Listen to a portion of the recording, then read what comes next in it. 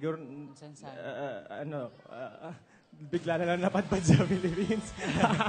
Ewan ko, mga turistang frogs, gano'n. Mga echoserang frogs, gano'n. so, so out of the 30 frogs, para tong beauty pageant, ginawa naming top 10, ganyan. So from top 10, naging top 5. So ang aming criteria for the frog was charismatic, ibig sabihin cute. Diba? Lovable, ganon.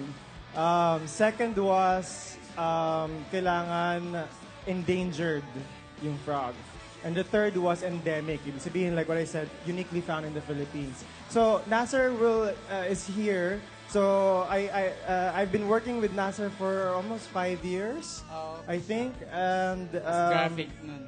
oo, magaling kasi si Nasser. So, nung nananalo na siya, sabi ko, baka hindi na kita maabot, Nasser?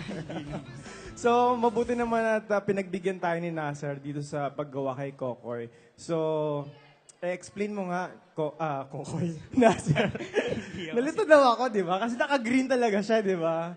Mukha kang palaka. Okay lang. Tumalon ka nga, dali. Actually, inspired yan sa akin. Oh, yun. Oh, explain mo paano mo ginawa si Kokoy. Ayun, Actually, nakailang revisions tayo.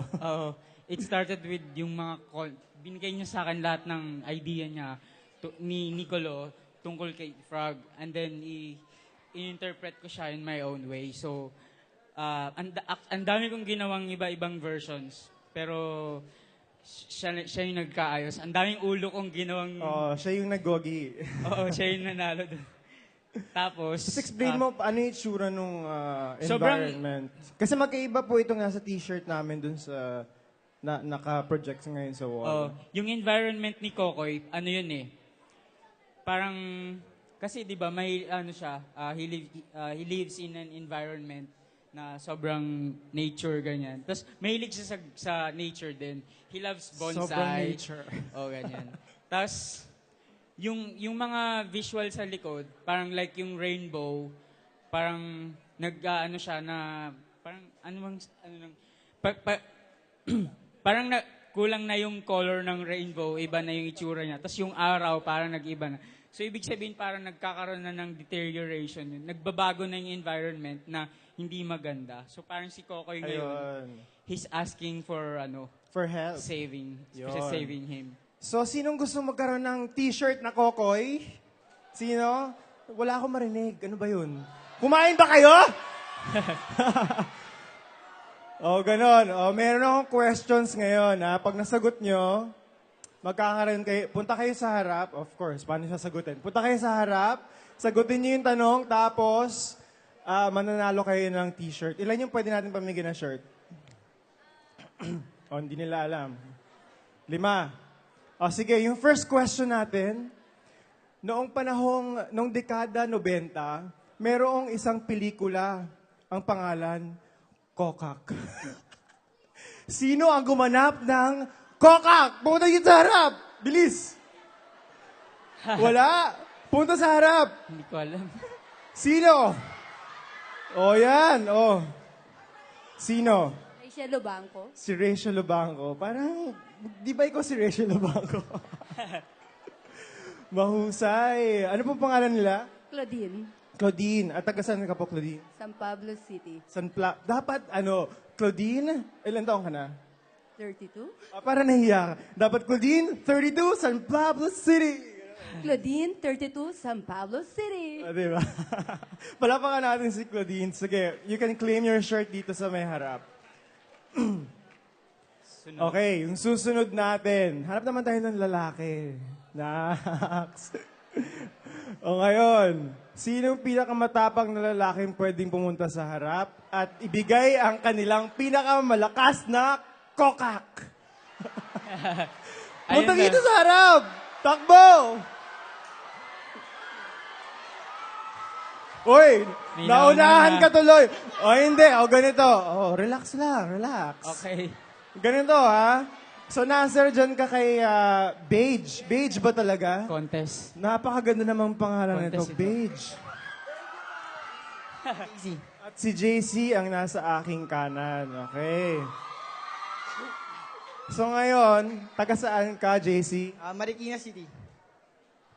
Representing St. Michael's College of Laguna, Binyan! O, di ba? Lapit sa energy. Kababayan ni Ara Arida, taga Laguna. O ngayon, mauna si Beige, kasi siya yung nauna dito. Pinakamalakas na kokak. 1, 2, 3. Kokak! Yun na ba yung pinakamalakas mo? O, meron pa. O, practice. Mga nakatago po yun. Ayun. Okay. O, si JC naman. Oh, relax lang. Guys, relax. Gutom pa kayo? Ha? Okay. JC, ready ka na ba? Okay. 1, 2, and 3. Kokak! Nakakalokang kokak naman yun. Diba? Galit na galit. Sayang daw ang t-shirt. Ano? Sorry, I will have to give it to JC. Unang best pa lang kasi binigay na niya eh. Sa susunod O sige, na dahil lang. mapaya tayo, bigyan na rin si Beige. O silang dalawa. Maraming salamat. Congratulations. Okay. Next one. Kung sino ang makapagbibigay, babae daw, babae. Parang wala akong gala, di ba? Babae daw. Nabanggit ko ba kung ano yung scientific name ni Kokoy? Meron ba Hindi sila pa. nito? Hindi Wala, pa. no? Na ganito ba kayo? So kung meron kayo niyan, dapat alam nyo kung ano yung pangalan. Yung scientific name ni Kokoy. Takbo dito, babae. O, unahan pa. O, pag nagkamali sa pronunciation, ligwak. O, teka lang. Sino nauna siya? Okay. Anong pangalan? Reyna May. Ganda ng pangalan, Reyna May. Dapat may May din pangalan ko, Nicolo May. Ganda, di ba? Taga saan ka? San Pablo. San Pablo City, Laguna. So, ano ang scientific name ng pangalan ni Kokoy? Sangirana Igorota. Sang... Sangirana Igorota. Okay, hold mo muna yan, ha? Tapos, anong pangalan? Eliza Jane. May microphone? Eliza Jane po. Eliza Jane. Kita mo pa pangalan nila, di ba? Eliza Jane and... Ano? Reyna May. Ganda, parang... Anyway, naingit lang ako. Kasi So, ano yung sagot mo?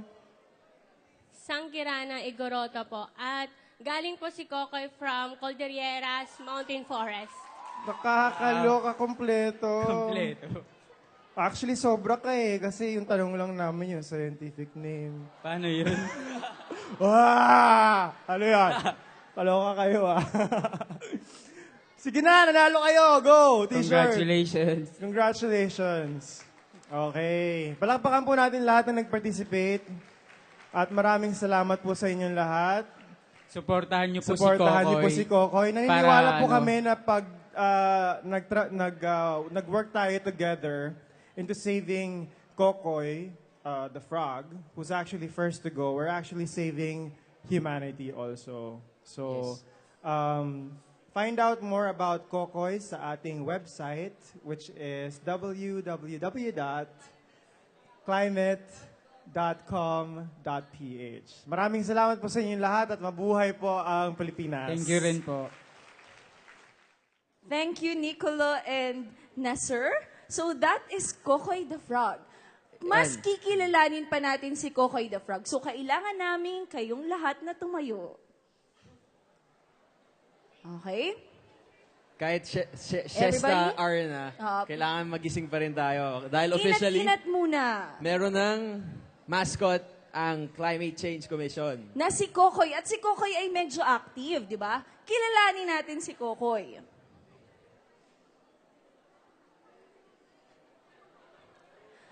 Okay, kapag may narinig kayong salitang talon, tumalon, talon, lumukso o lukso, tatalon tayo ng 3 beses. Okay?